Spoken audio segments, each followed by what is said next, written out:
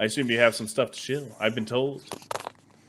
Oh, Big yeah, breaths definitely. for the guests. Wait, that's not right.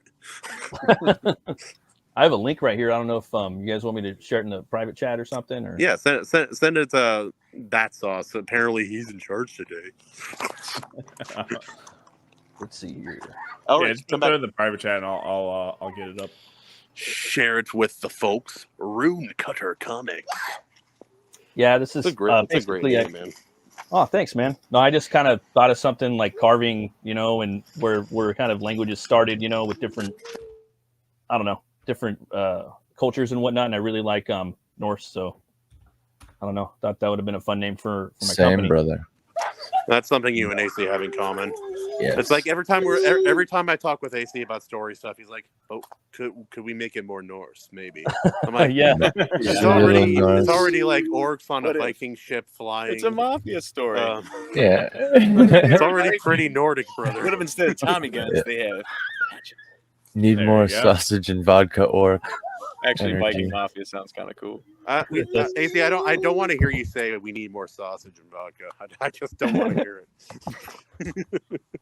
Yeah. All right, I'm going to go ahead and play the trailer right now. Play the trailer. Thank you.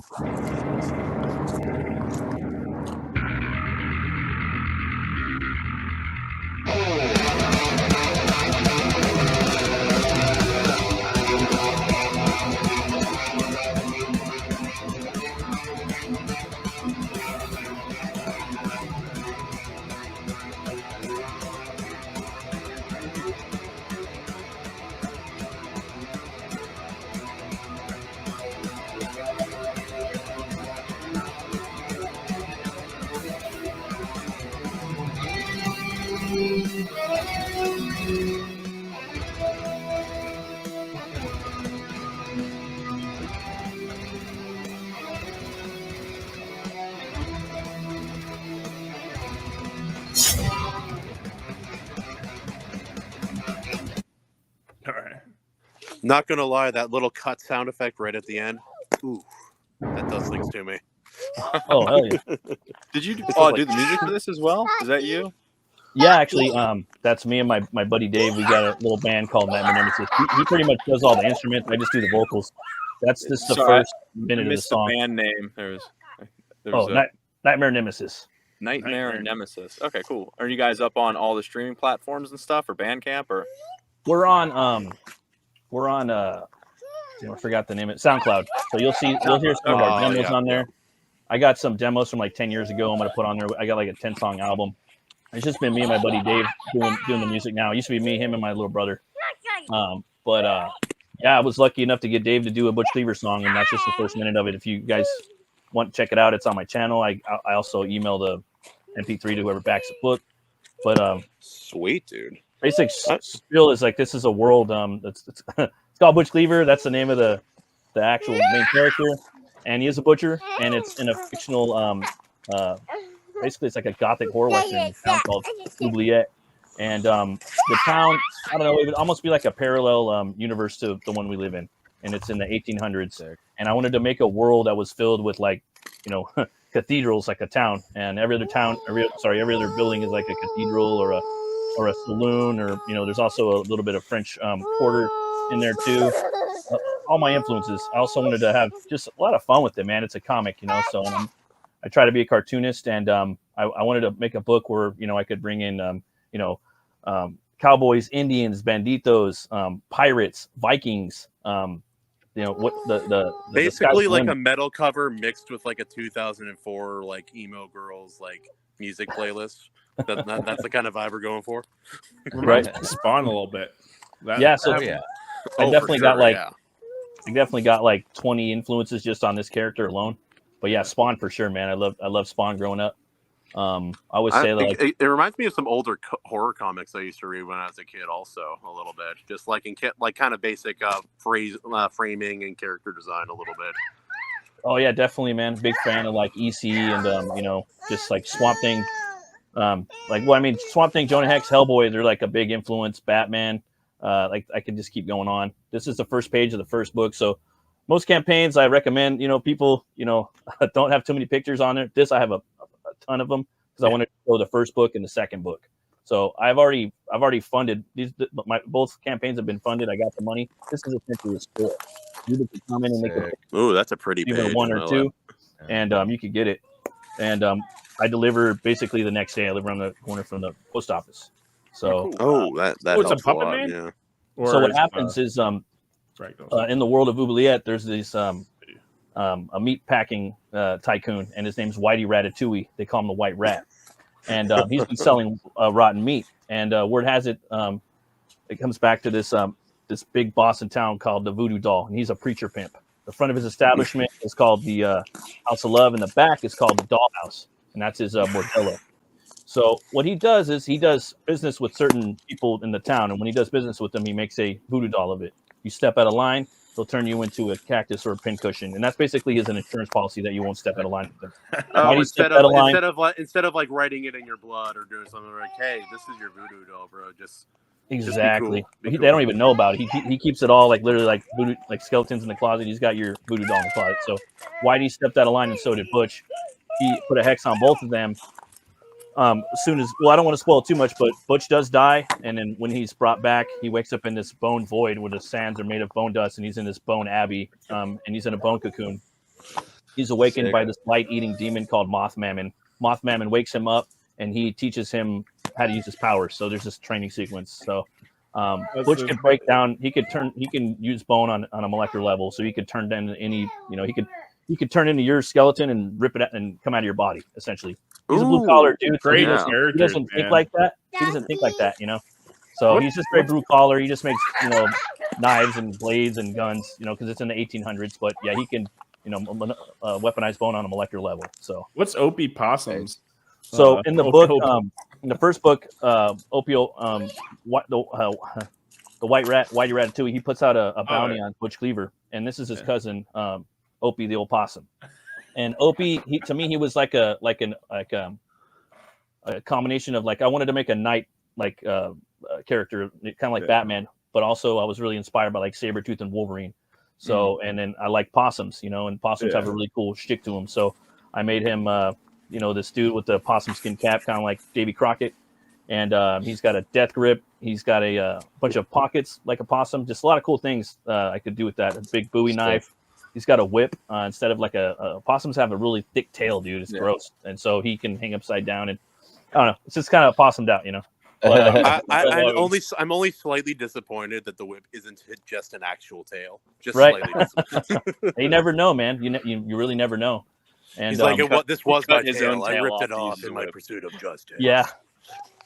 And then Butch has a bull. He's a bull boy, and so he that's basically like his Batmobile and his Robin put together, and it's like his basically his partner, and that's one of the few people he talks to, but he does talk to he does have a couple of other buddies when he goes and gets a drink at the Warg Skull Saloon. It's basically it's a Viking meat hall saloon. So if you were to walk in, it's like a Viking ship's on the top, but it's turned upside down. So it's like the roof. And then the swing doors are a Viking shield cut in half. So you can just go in there.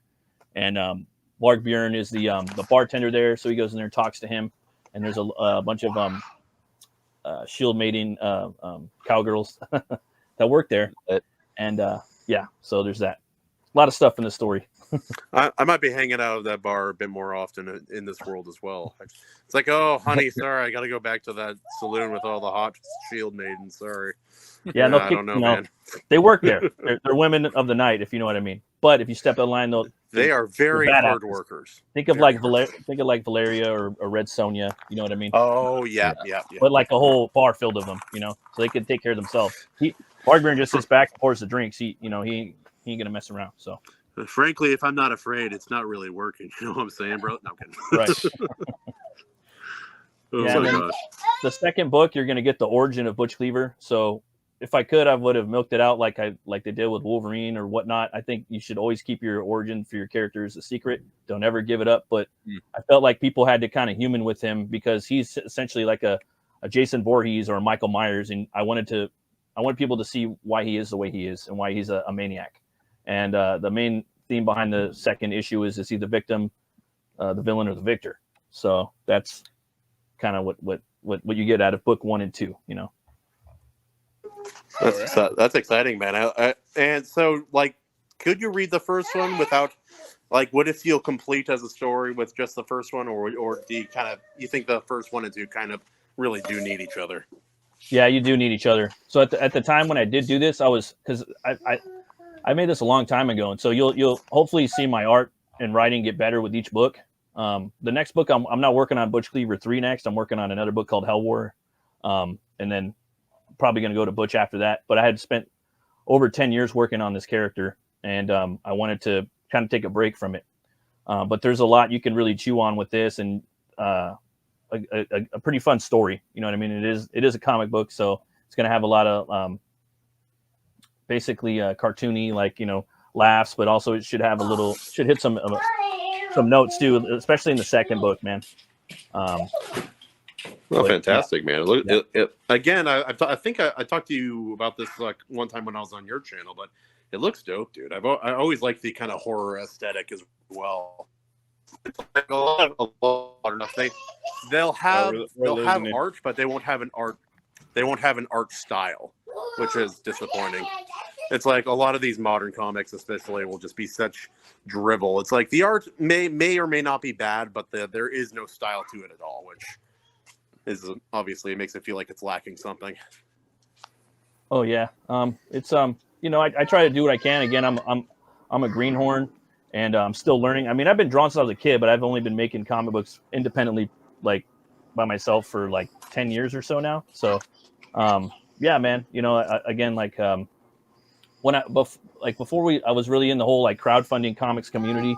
I was more into like making stories the books a little more episodic, But now as the way I go, I approach my writing. I want my story to have a full beginning, middle, and end, and like a little tiny, like, even if that at the end, That way people get closure and they get a good bite from what they back from their books, specifically pertaining to a graphic novel or something that's on a crowdfund. You know what I mean? Yeah, I do. It's like if you're a comic or a manga, you have backing and you're coming out once every couple of weeks or 3 weeks, you can do the whole cliffhanger thing. But if you're doing an independent comic guy, and then suddenly it's going to be like 7 or 8 months, a year between issues, maybe don't leave on a cliffhanger. It's kind of a dick move at that point. Yeah. Yep. So like, I like the idea of a defined ending, like the full story, or like absolutely a full arc. Hell whatever. yeah. And so like for this, I mean, he does get the answer. He does get some answers. So at that time, that was before, I had come into that. So I do approach it a little differently now, but you will get some closure on some things, but there is going to be some stuff left over. I do have the third book, the third Butch Cleaver book. The script's written. It's called Butch Cleaver Carnival Freak Show Circus, and that'll be the third one. And it's not going to come out for a while, but yeah, this is up here, and I do appreciate you letting me come on and talk about it. I will say too that the next I have this thing up there where the next I think it's 25 backers. They're going to get a bunch of cards, 6 cards, a wanted poster that's 11 by 17. You're going to get 2 bumper stickers. 1 bumper sticker, 2 6 a.m. stickers, a button, and the next 5 backers are going to get a head sketch trading card by me too. So cool. It's a lot of stuff, a lot of tchotchkes that comes with. So So you A lot of entire extras. comic start to finish. You do the story, you do the pencils, the inking, the lettering, the coloring, all of it. yeah, Whoa, that's an undertaking. yeah. It takes It's- it's very time sensitive. Yeah, I bet. So like I do things a little differently now as far as like for comics. Now I just do pretty much for right now. I'm just doing like for my next books, like pencils and inks. I'm gonna do them in black and white because a lot of the subject matter I'm doing kind of falls in that category where you can kind of get away with like horror, noir, fantasy as pertaining to sword and sorcery. You can kind of get away with the black and white a lot more. Gotcha. Hey, all And- the most popular comics, manga, black Yeah. and white. Exactly. So You Yeah. can- Well, too, if you're doing it all yourself, it's kind of cool because you're in control of every aspect of it. You don't have to worry about somebody else coming in and doing it not the way you saw it in your mind. You can actually do it yourself. So it's a lot more work, but I guess you get the product you were wanting.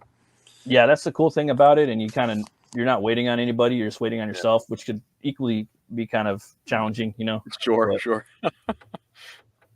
Yeah. All right. Well, cool. AC, let's get your little shill in, and we'll wrap things up here. Well, I was gonna say don't sleep on Color Pop either. Where you can have it. DP Riley did that on his, and it came out really pretty cool. What's Color Pop? Yeah, mostly black and white, but then you do like the Schindler's List thing. Is that like you make the blood red or except something? a little bit more often. It's like in his story, it's in Tokyo part of it, and so like the neon signs have color and they glow. Oh, but then everything else is black and white, or occasionally they'll like the blood will be colored. Or I call that the Frank Miller approach. Sick.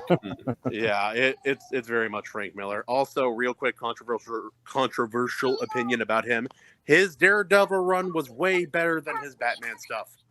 Sorry, that's what I've been hearing. I haven't read it. Man. I mean, I've read some of it, but I haven't read so I got to go back and pick that up because Daredevil is one of my favorite vigilante characters with superpowers. Yeah, I agree. And plus, frankly, like Dark Knight Returns, people crucify me for this, but that's kind of an overrated book. Yeah, it is. It kind of is. That, you know, it helped save the industry, but it is pretty big. And the thing is too, like when you praise things so much and you put it up on a pedestal, it kind of comes down to like, well, it's just kind of. It's good, but I don't know. It gets crucified a lot. I think it has the name recognition, and not to mention that the animated movies that came out for it were really popular, and not everything has an animated movie. And so, I mean, those movies are awesome. Yeah, Peter Wilder. Yeah, that's my other favorite movie. So Conan, RoboCop, and Bram Stoker's Dracula tied for first. You should just put them together, Robo Dracula. It's what the world needs. That would be pretty awesome. With a sword. Actually, I'm trying to think of how that would work. Like, there was a story I wrote a while back. It was basically like it was a thought experiment. I'm like, could vampirism work in the digital age? Like, turn it into like a digital virus? That's kind of gay. You fucking son of a bitch! I should have known. See, before you even started talking, I'm like, this is why I need to. This is why I need to run the show, Bad Sauce. This wouldn't happen except when I wanted it to. You just watched a clip from the Iron Seas podcast. Make sure to like this, subscribe. It helps us out a little bit. And please catch the show live at 9:30 Eastern every Tuesday.